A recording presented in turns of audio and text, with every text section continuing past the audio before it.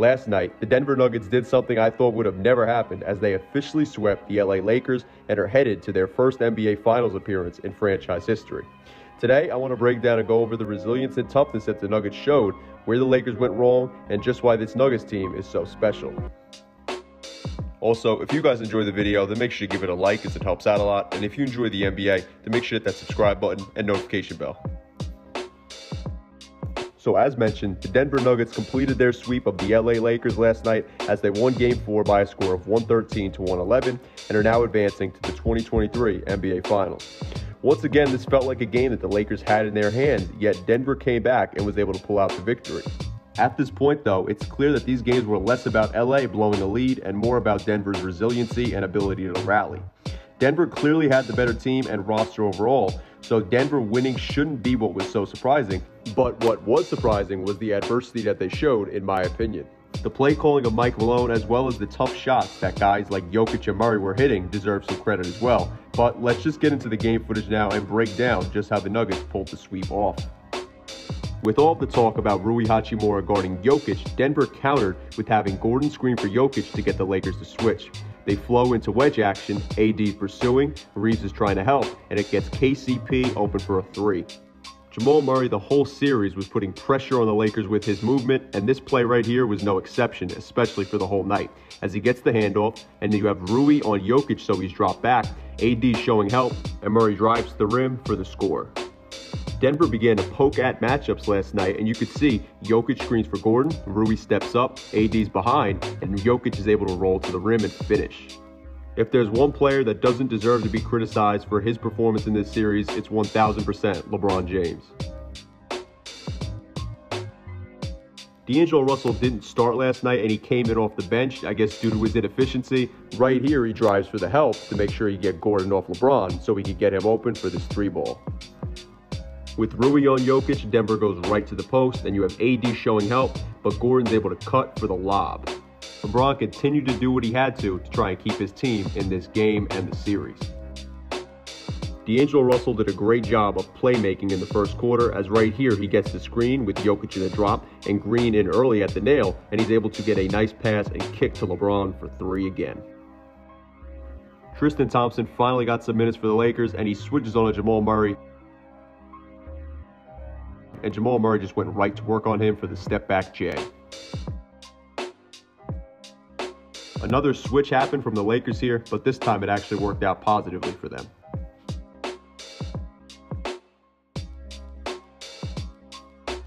This is probably one you saw all over social media last night already, but this was great activity from the Lakers defense. Jokic just hit a Globetrotters type shot from beyond the arc on them. One thing the Lakers continued to do was mistakenly give Jamal Murray some space in this series, and he made them pay every time. The Lakers began to build up a bit of a lead once they started making quick decisions and adjusting versus Denver. You have AD who screens for LeBron with Jokic at the level, and Denver has their help in early, but there's a quick skip to Schroeder and the extra pass to Rui, who drives and finishes. Every time that Jokic was in a drop, LeBron ended up attacking it last night as he gets downhill and spins for the finish. And as a result of that, the Lakers' drives ended up getting the Nuggets to put Jokic back at the level. LeBron gets two on the ball and skips it to Rui, who drives the closeout and scores here.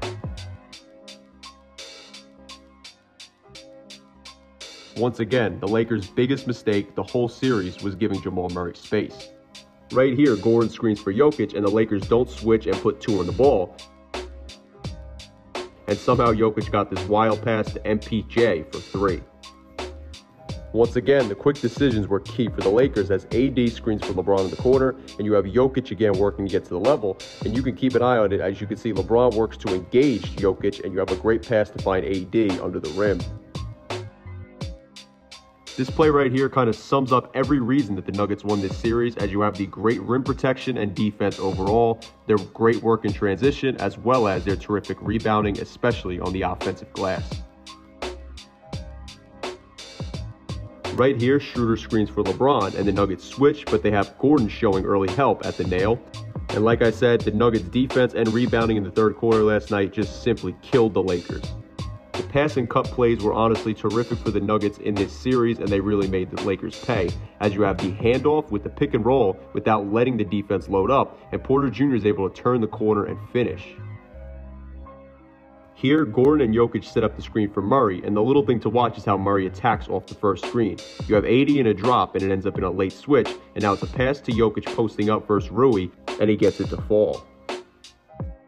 Right here, Murray comes off the screen from Jokic and engages the drop, and he hits Jokic on the pop, and AD is helping off Gordon, which makes him pay on this three.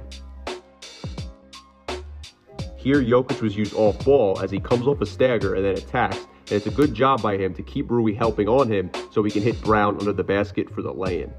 I'm going to be very interested to see the two-man game of Jokic and Murray work in the NBA Finals, as you have LeBron on Jokic, and they go to that two-man game, and the first screen is an under, the second one is a switch, and Jokic is able to get this move against LeBron to go.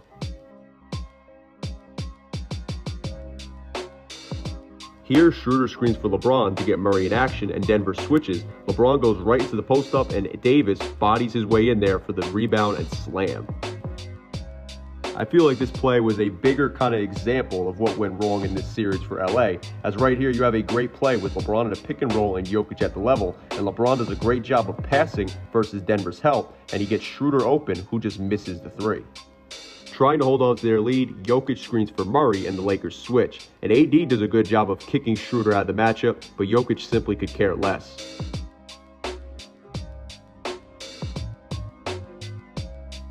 Right here, AD screens for LeBron, and the Nuggets actually switch Jokic. LeBron looks to attack, and KCP shows help. With two on the ball, there's a kick, an extra pass from Schroeder, and Reeves gets this clutch three. Here, Jokic screens for Murray, and you have LeBron at the level, but notice how Jokic works for the catch. AD steps up to help, and Jokic finds Gordon at the dunker spot and makes the Lakers pay. On this next play, Jokic drove in like he was a halfback in the NFL to the rim.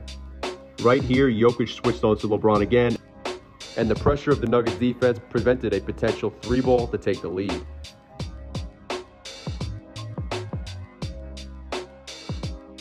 This ended up being the final play of the game, and while I don't think Aaron Gordon played bad defense, I think Jamal Murray coming over with the help defense is ultimately what sealed this win for Denver. So as mentioned and shown throughout this video, the Nuggets showed such toughness and resilience, and I think it 100% deserves to be commended and shows why they're such a dangerous team entering the 2023 NBA Finals. While the Eastern Conference Finals clearly isn't finished yet, it seems like the Heat have that series locked up at this point. It'll be interesting to see who wins this Finals matchup if it does end up being Denver versus Miami. Obviously, I think Denver is the better team and they have a better roster in my opinion, but Jimmy Butler has been the playoff MVP in my eyes, and with a great coach like Erik Spoelstra, anything is truly possible.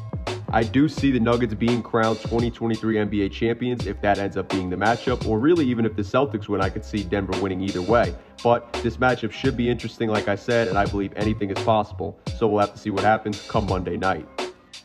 I want to know, though, what you guys think about this Nuggets team, the Lakers' future going forward, or the potential 2023 NBA Finals series that we talked about between the Heat and Nuggets, or anything we talked about in the video down below in the comment section. So let me know your thoughts down below. If you liked the video, though, then please give it a like, because it helps out a lot. And if you like the NBA, then make sure to hit that subscribe button and notification bell. That way you stay up to date with all the future content on my channel. Anyway, thank you guys so much for watching. I'm SCJ, and I am out. Peace.